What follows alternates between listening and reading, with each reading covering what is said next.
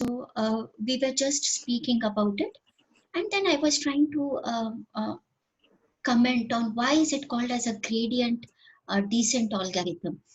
Now, please remember these kind of questions are of great importance when you face your oral examination. That why are you calling it as a gradient?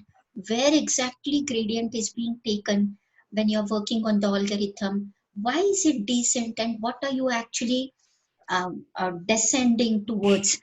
So please remember that we are trying to reach, we are trying to reduce our error.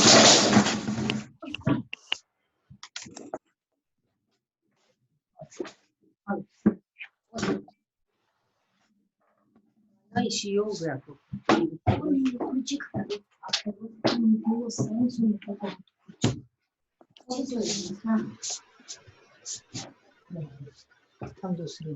नको नहीं नको नहीं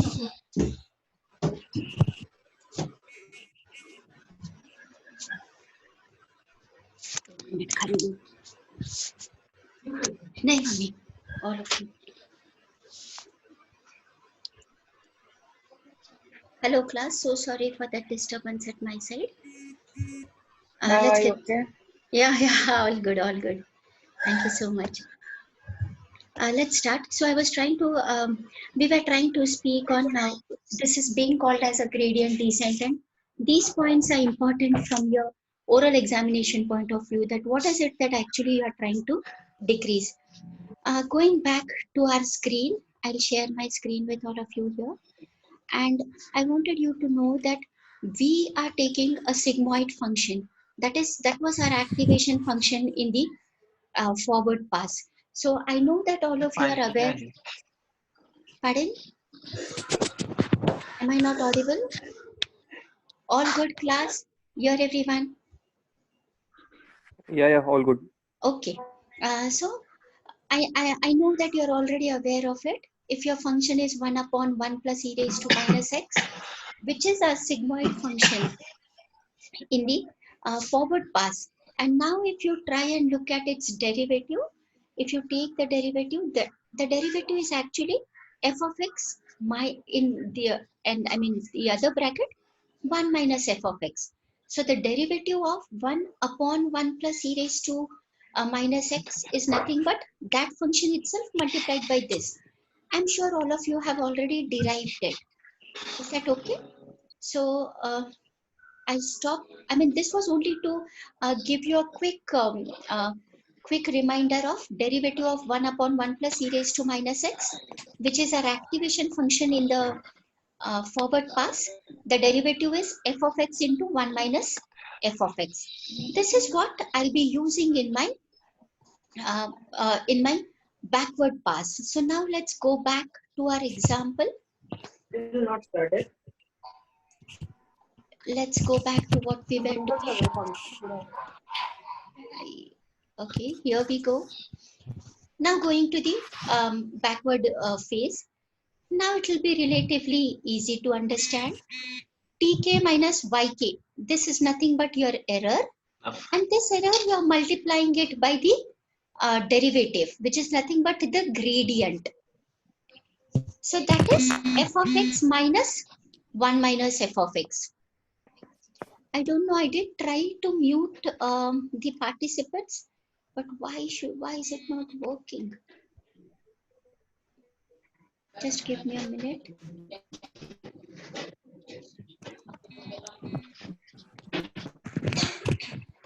Okay. Yeah. Nevertheless, let's start. We were here. Now, this is the function that we have. 0.522 is the answer that we have got. Our target was 1. This is the error.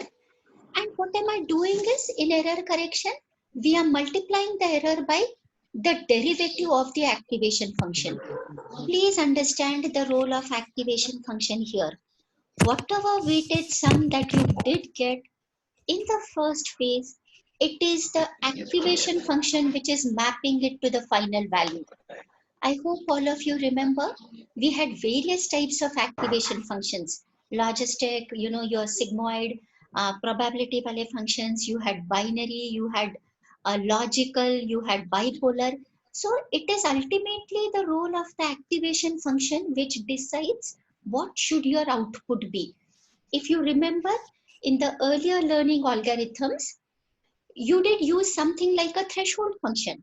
If the weighted sum is greater than 1, output is 1. If the weighted sum is less than 1, the output is 0. If the weighted sum is, anything, output is -1, depending. So it was your threshold which was deciding the final output. Similarly, now it is actually the activation function which decides the final value. So I hope all of you understand we taking derivative of the activation function and trying to reach the minimum error. So gradient descent, gradient is the derivative, descent is descending towards minimum error. This is one unique thing which makes back propagation applicable almost to all real world application. I mean, for most of the researchers, back propagation is the beginning line.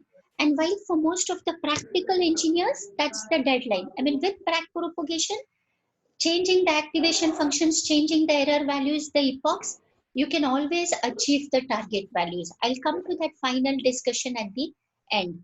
So this is the error that we have. Now we are multiplying it.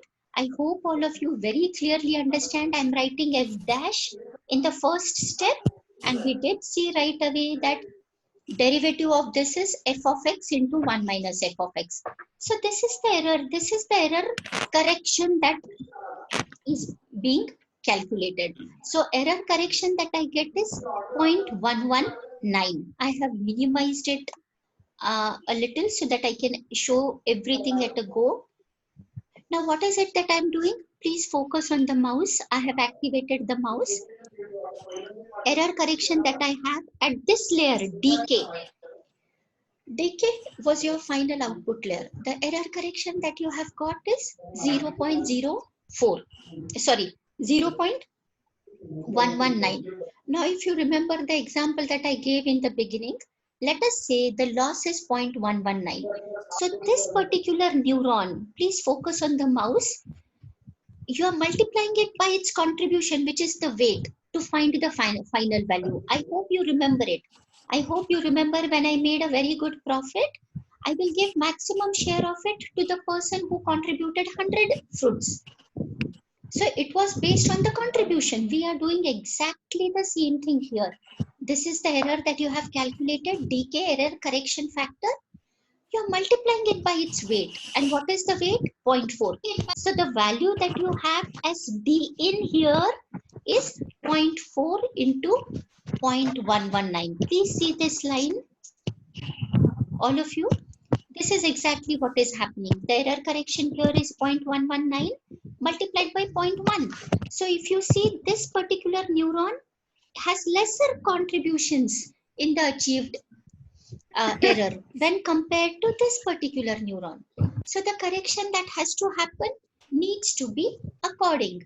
So this particular neuron, the correction will be only of 0.01.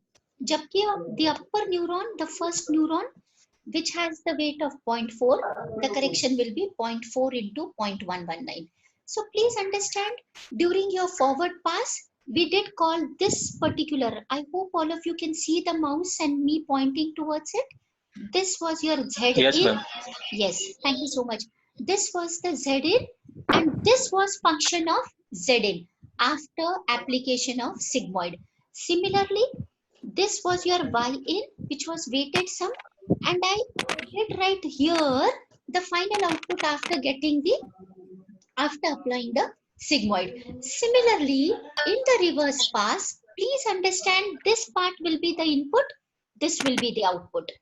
This part will be the input here. So do you see I writing delta in of 1, delta in of 2. So this is the input that I have. What will the output be? Output will again be this multiplied by f of x into 1 minus f of x. So do you get what is happening here? Let me now take you to this diagram, which will make it very clear. Here we go. Here we have it. Let me quickly, for just in a minute, a fraction of second, let me make you all understand. This was Z in, this was Z1, function of Z in, forward pass. This was Y in, weighted sum. This was function of Y in, which is nothing but application of sigmoid. Now what is happening in the reverse pass or the backward pass? Please see the direction of the arrows. This particular is Y in, and this was your del K. Now this weight multiplied by del K will act as an input here. So I'm calling this as delta in. And instead of activation function, which was sigmoid, I will be now taking f of x in bracket 1 minus f of x, which will be my del 1. So del 1 will be function of del in. Del 2 will be function of del in 2. So is that clear, class? This is the only test of the back propagation algorithm. If you see here, Z1 was the function of Z in, forward pass. Z2 function of Z in 2. Y function of Y in. And this function was sigmoid. Similarly, in the backward propagation or back propagation, backward phase, anything that you call it, feel free. Del K was the error, right? Error correction. So it was error multiplied by derivative of this. Similarly, del 1 is function of del in. So it's backward pass. So see the arrows again. Del 1 is function of del in 1. Del 2 is the function of del in Hello? 2. Yes, tell me. Ma'am, Is over it there in the Y in, you showed that it is Z in into W in, but it should be the output layer activation, and in between it should be Z in into W. No, it should be W in into the X in only. is So it that is okay? the Z in. Can Ma'am, you please, that table was not visible. That upper table. do you mean this table? Which one? This table? No, ma'am, below this. This No, was the below this one. below The this. whole summary which you created, no, ma'am. For the forward pass or Forward backward? back pro. For the Yeah, that one. this one? Yeah. This one you mean? Ma'am, over there, what is that? Ma'am, why I didn't get that? That is Z1. That is ZI. Yeah. Should I stop sharing? I don't know. There are some marks on the screen and I'm not able to undo it. I'll stop sharing and I'll share it again.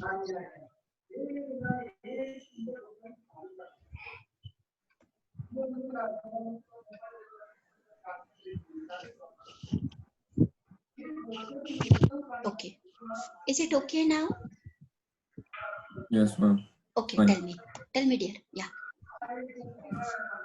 Ma'am, I just want to ask whether that Y in over there is sigma Z into W. Yeah. This part is not clear. Okay. Yeah. It was not clear. Okay, I'll tell you. Y in is nothing but W1, summation of W1 and Zi. This is Z. Let me enlarge it for you. Is this any better now? So this was Z. Yes, ma'am. Weighted sum. Is that okay now? Yeah. Yes. Okay. Should we go to the phase that we were discussing? I'll again expand it. Yeah, sure. Okay, let's start. We are here. So I want all of you to note that now this is the reverse phase. So this is Y in, dk will be function of Y in. D1 will be function of del in. Del 2 will be function of del in 2. And what is this del in? It is again a weighted sum. So del in 1 is dk into W1. Del in 2 is dk into W2. So, and the function that I take in the forward phase, the function was only sigmoid. And now that when I'm working on the error, I will go for gradient descent. So I'll go for taking derivative of the activation function. And I hope it is clear why are we focusing on the activation function. So here we go, del k first. How did we decide del k? Del k was nothing but target value. Please follow the mouse. Target value minus the output that we had achieved, which is the error multiplied by f dash of y in. So that was your dk. This will now act as an input. So what is del in? That will be w into dk. What will be del 1? Function of del in. And what is this function of del in?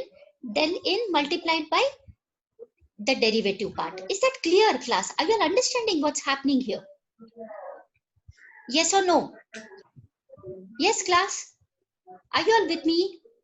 Yes, ma'am. Yes, ma'am. Okay. So Yes, ma'am. okay. Let us go back to the example. Now, this is the way we have calculated it. Let me minimize it a bit. Okay, let me first explain it based on this so that it's very clear. So 0.52 was the answer that I had got. First, I calculated the error. Once the error is calculated, I need to find out del of k. Del of k is the error multiplied by f dash. Please remember, what did we do in the forward pass at all the neurons? See, this neuron, we calculated weighted sum, applied sigmoid. Calculated weighted sum, applied sigmoid. Even in this neuron, calculated weighted sum, applied sigmoid. We are doing exactly the same thing in the reverse pass. The only difference is, instead of applying sigmoid, we are applying derivative of sigmoid. So let's come again. dk error, which was 0.52, multiplied by derivative of the sigmoid function. Activation function. Yes, activation function. And then this dk, again weighted sum, so multiplied by 0.4 here, goes to the next corresponding neuron. This dk multiplied by 0.4 is the delta input to the next neuron. Sorry, which is nothing but now this becomes 0.49 is the input. What will the output be? What was the output in the forward pass? Input multiplied by activation function. What will be the output in the reverse pass? Input multiplied by derivative of the activation function. So what will my output be there? This is 0.4 that you did get. Now this 0.4 multiplied by derivative. Are you getting it, everyone? Similarly, del 2 will be this 0.7109 multiplied by the derivative. So in the forward pass, we multiplied weighted sum by sigmoid. In the reverse pass, back propagation, back phase, we are multiplying the error by the derivative of the sigmoid. So this was input that we had 0.4 multiplied by f of x into 1 minus f of x. Then this is del of 2, which we had here 0.0119. Even that we multiplied by 0.7 into 0.7 into 1 minus 0.7. So in this way, I'll calculate what is the correction that is required. And the final last stage is updating the weights. So what is it that I do in updating the weights? Now, when updating the weights, the concept of alpha becomes very prominent. Please understand, it is the learning rate which will decide the weight that will be updated. Now, as I did tell in the beginning of the class, the learning rate cannot be very high, nor can it be very slow. When I am trying to achieve learning, in this case, learning is nothing but finding exact weights.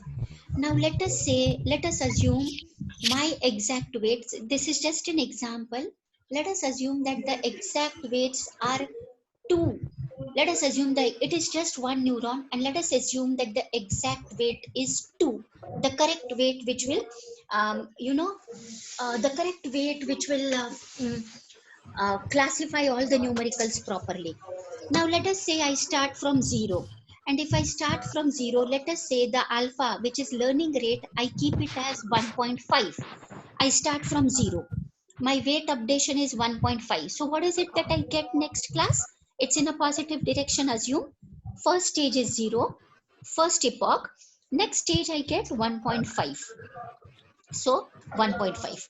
Now again alpha is 1.5. So the next value that I get is 3. Okay.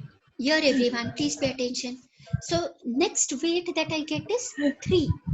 Now what has happened, because the alpha that I have kept as 1.5, I did lose the exact value of the weights. Do you understand the concept of learning rate? Do you understand how learning rate plays an important role in achieving the best possible weights? Are you getting this point? Now, because alpha was we did decide alpha is 1.5, I lost on the exact weight, which was nothing but 2. And in 2 epochs, I did achieve the weight as 3, but it is not the correct one, because the correct one was nothing but the correct one was 2, which is lost because it was kept, the alpha was kept as 1.5. Now, on the contrary, if my alpha is 0.3, or let us say 0.2, if alpha is 0.2, what is going to happen? I will take a lot of epochs to reach 2. So this is the role of learning rate. If the learning rate is very high, you do miss upon the best possible weight, or the ideal weight, which is also called as something as local minima. Now what is this local minima? When the weight is 2, that is the correct weight. If that is the correct weight, with that weight your error will be 0. So this is called as a local minima or minima. In the error curve, this is the minima. When will the error be 0? When the weight is 2. Now what is going to happen? Because my alpha was very high, I did lose upon the best weight. If my alpha is very less, I will take a lot of steps to reach the correct weight. Usually the training time, here I am only taking one example so that it is easy for you people to visualize. Now, usually training takes hours and hours of time. If there is a lot of time spent on training, it will take a long time for me to achieve the best results. That is the reason this alpha needs to be very clearly checked on. So let's go back to the, I request students, I don't know, there is lot of crosstalk and background noise. I'm trying to mute all the participants, but that's not working. Here everyone, just last 10 minutes class. Going to the last step, which is nothing but your weight updation. What is it that we are doing in weight updation? Going back to our diagram, this was the network that I had. We did find the values of dk. Alpha is decided in the beginning itself. So there are formulas to update the weights, the way you had it in perceptron. Old weight plus alpha into del k. So these formulas are already there. So what is it that I do in the weight updation? Old weight plus new values. So I find the new values of the weight. And this new values will now be used in the next training. Now what is going to happen, class? All of you, even very logically, if you take a look at this weight updation formula, new weight is equal to old plus alpha into some value. Let's assume that value is positive for a while. The value that you did get in this epoch was 0.5. Target is 1. So you have 0.5. The target value is 1. Old weight is this much, and you are adding something to it. So new weight will be old weight plus this value. So new weight will be more than the old value. So obviously you will reach closer to 1.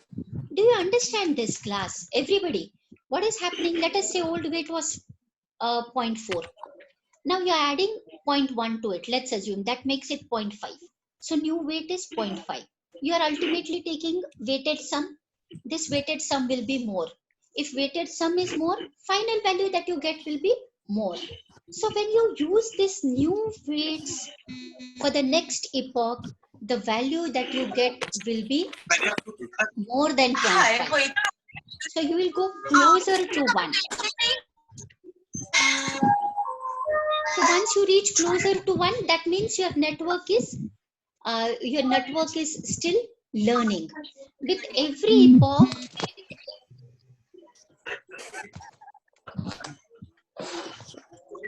yes, all of you. Is it better now?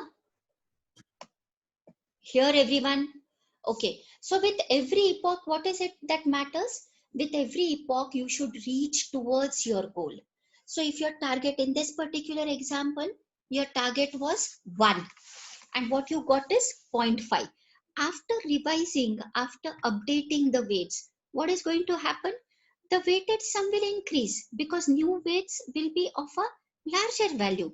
If new weights are of a larger value, the next thing that will happen is weighted sum will increase. If weighted sum is increased, the value will increase. So instead of 0.56, you may get 0.58 because the learning rate in this particular example is 0.1. Now, if your learning rate is very high, what is going to happen on the contrary? If the learning rate is very high, you will get a target you'll skip with the best combination of the weights. So, in this particular approach of back propagation, main thing which you should remember is we are actually using a gradient descent algorithm. The value of alpha that you have chosen, that will decide the steps, the number of steps in which you will reach the best results. So this numerical is already shared with everybody. You can take it from our Google Classroom, or it is all material is shared with Shreya. She's coordinating it. I keep on sending her everything. So you can always take a look at this, or all of you have the soft copy of Shivanandam book, soft computing book. You can always refer to that, all of you. And I hope like this thing that we did see is clear, everyone. At least you have got an understanding. Now I unmute all of you and we can all discuss. Here we go.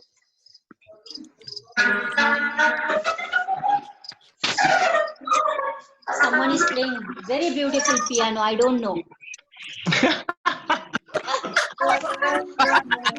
Multitasking, machine learning. Yes, class. All of you. I mean, I hope you will be able to do the practical on back Yes, ma'am. propagation now. Yes or no, class? Are you all with me? Yes, yes. Ma'am. Yes, ma'am. Yes, Yes, ma'am. ma'am.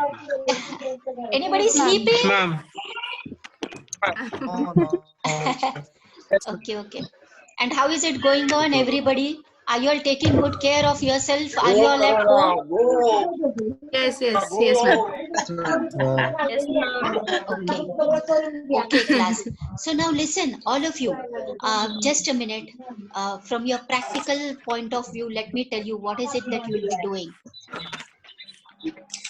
Now, when you start with your practicals, you take up a simple example, and what I want you to do is you do it for multiple epochs, because anyways you're going to write a MATLAB code for it. Write it for multiple epochs and you plot the graph of error. First epoch you got 0.5 and the target is 1, so error was 0.4. Next epoch you did get error which is less. Then any other epoch, the third epoch, the error will still be less. This is one set that you have to do. Next screenshot, what you'll take, increase alpha. So let us say in the first case you took 10 epochs to reach 1. Like the same example we told, the best weight was 1, and you took when you started with let us say alpha of 0.2, you needed 5 epochs to reach 1, 0.2, 0.4, 0.6, 0.8, and then 1. Jabki if your alpha was, let us say, 0.5, if the learning rate is very high, you will reach 1 in just 2 epochs. Are you getting it? So try and experiment it out when you write a code for it in MATLAB.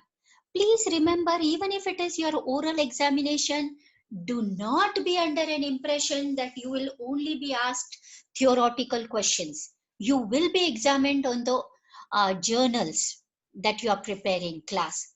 So be careful about things that you're doing and the screenshots that you're taking. So when it comes to back propagation, you take a simple example, and I want you to vary these factors, vary alpha, and see how well do you reach it. Then what is the stopping criteria in back propagation? How long you should keep on doing this? Please remember, stopping criteria, there are two criteria. First is the error criteria, and second is number of epochs. So I will keep on training my network till the error that I get on my training set is 0. First criteria. Second, I will keep on updating the weights 10 times and I will stop after 10. That's it. So the stopping criteria in back propagation is you have either reached the number of epochs that you have decided earlier, pre-hand, in advance, or you have achieved the minimum error that you had decided. Both the things you need to decide in advance. Before I start training my algorithm, I need to decide that the tolerance for this particular learning algorithm will be this much and this much. Or I will keep on experimenting it. Epochs. Epochs is one phase. Forward, error correction, backward, and weight update. This is nothing but epoch. Are you getting it? So I'll keep on doing it for 10 epochs. So the stopping criteria is either epochs or error. Please use both of them when you are trying to experiment it using a MATLAB code. Are you all getting it, everyone? Please see around. Do not take the oral examination for granted, I urge. And you will be able to only answer it when you have done these codes and results seriously. Are you all getting it, everyone? Yes, class. All of you with me? Yes, ma'am. Yes, ma'am. So was it a useful session, class? I hope all of you did get it. Yes, ma'am. Okay. Maybe another. Yeah, you have oral examination. Who's that saying practical examination, my beloved student? ML, you have oral examination for this year. No practical examination. So all of you, we will let you know. You will have next session by Turuk madam. We will let you know all the details. Yes, ma'am. Okay, and then on your Google Classroom, do submit everything and take good care. Okay. Yes, ma'am. Yes, ma'am. Okay, class. Then bye for now. Thank you for using Zoom. Thank you, ma'am. Thank you. Take care, class. Take care. Thank you so much. Thank you, ma'am, for using Zoom. Okay. You Yes, want me to ma'am. explore something else? Google मस्त पैसा कमाया. अरे free है, Google ने क्यों पैसा कमाया?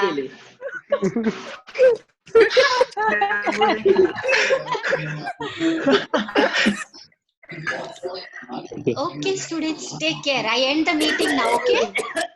Yes, ma'am. Take good care. Stay at home and don't worry. Okay, bye. Bye.